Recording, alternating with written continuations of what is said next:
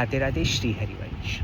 अब गर्मी का मौसम शुरू हो गया है तो हम हमारे प्रिय लाल को, हमारे ठाकुर जी को, हमारी श्री जी को फ्रूट का भोग, फल का भोग ज़रूर लगाते हैं और हम मौसम अनुसार लगाते हैं। जैसे अब वाटरमेलन का सीज़न शुरू हो चुका है क्योंकि वो ठंडा रहता है, तो हम भोग वाटरमेलन का लगाते हैं श्री जी को, ठाकुर जी को और हमारे लड्डू गोपाल जी को।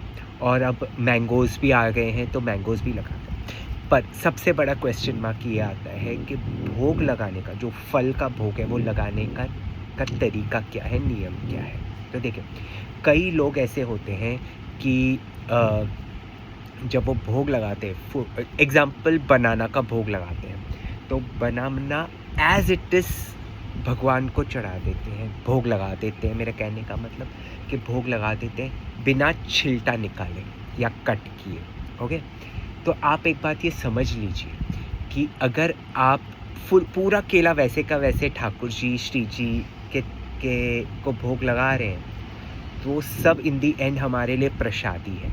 हाँ, तो छिलटा भी प्रसादी हो गया। और अगर वो छिलटा आप डस्टबिन में फेंक देते हैं या कचरे में फेंक देते हैं तो अपराध लगेगा।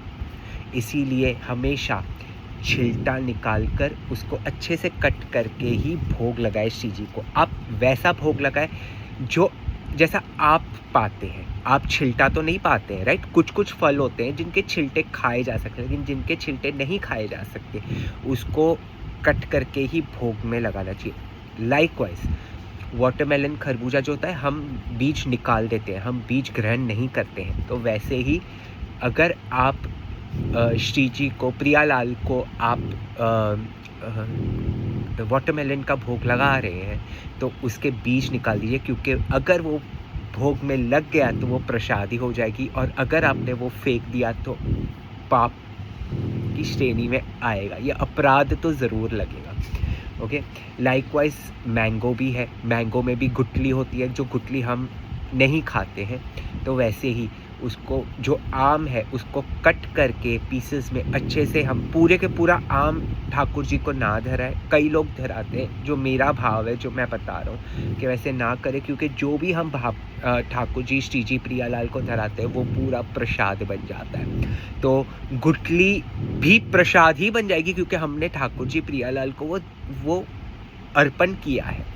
तो आप कट कीजिए आम को, और कट किया हुआ आम ही ठाकुर जी को भोग में लगाइए।